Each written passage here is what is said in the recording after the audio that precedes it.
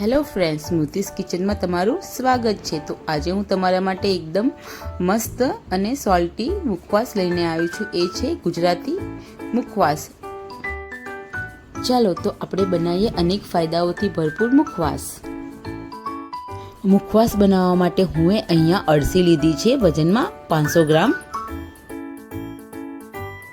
પછી અહીંયા હું લીધી છે 200 ગ્રામ વરિયાળી। તમે આ માપ વધતું ઓછું તમારી રીતે કરી શકો છો।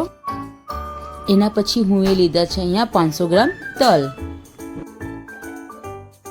એ પછી અહીંયા હું એડ કર્યું છે 50 ગ્રામ મીઠું।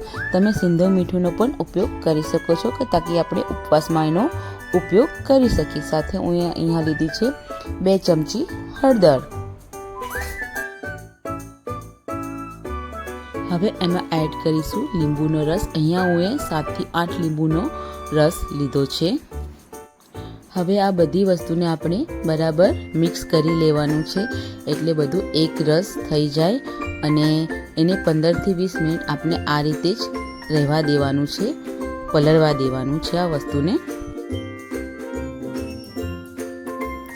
20 મિનિટ થઈ જાય પછી આપણે એને એક જાડા તળિયાવાળા વાસણમાં શેકવાનું છે। એને પણ આપણે 20 થી 25 મિનિટ સુધી બરાબર હલાવીને આપણે એને શેકવાનું છે।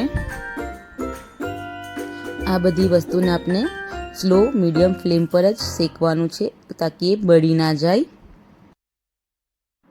હવે હું તમને અળસીના શું ફાયદા છે એ સમજાવીશ। એમાં ખૂબ જ પ્રમાણમાં ફાઇબર હોય છે, પ્રોટીન હોય છે અને ઓમેગા 3 ફેટી એસિડ હોય છે, જે આપણે વેટ લોસમાં પણ હેલ્પ કરે છે।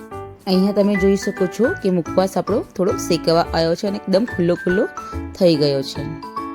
આમાં જે તલ એડ કર્યા છે એનાથી હાડકાં મજબૂત થાય છે, પાચન સુધરે છે અને રોગ પ્રતિકારક શક્તિ વધે છે। અને જે આમાં આપણે વરિયાળી એડ કરી છે એનાથી ગેસ એસિડિટીમાં રાહત મળે છે અને અપચાની સમસ્યામાં પણ કામ લાગે છે। તો અહીંયા આપણો મુખવાસ લગભગ બનીને રેડી થઈ ગયો છે। તો આપણે અહીંયા ગેસ ઓફ કરી દઈશું અને એને ઠંડો પાડવા સાઈડ ઉપર મૂકી દઈશું અને સંપૂર્ણ રીતે આપણે ઠંડો પાડવાનો છે અને પછી એને આપણે એરટાઈટ ડબ્બામાં પેક કરી લેવાનો છે। તો ફ્રેન્ડ્સ, ભોજન બાદ બસ 1 ચમચી મુખવાસ ખાઓ અને બસ ભરપૂર ફાયદાઓનો લાભ ઉઠાવો। તો આજે જ બનાવો આ ગુજરાતી મુખવાસ તમારા ફેમિલી માટે। તો મિત્રો, આવી જ અવનવી રેસિપીઝ માટે મારી ચેનલ સ્મૃતિસ કિચનને સબસ્ક્રાઈબ કરો, લાઈક કરો, શેર કરો તમારા ફેમિલી અને ફ્રેન્ડ્સમાં। મારી ચેનલ પર આવવા માટે, મારો આ વિડીયો જોવા માટે thank you so much friends. મળીએ આપણે બીજા નવા વિડીયોમાં।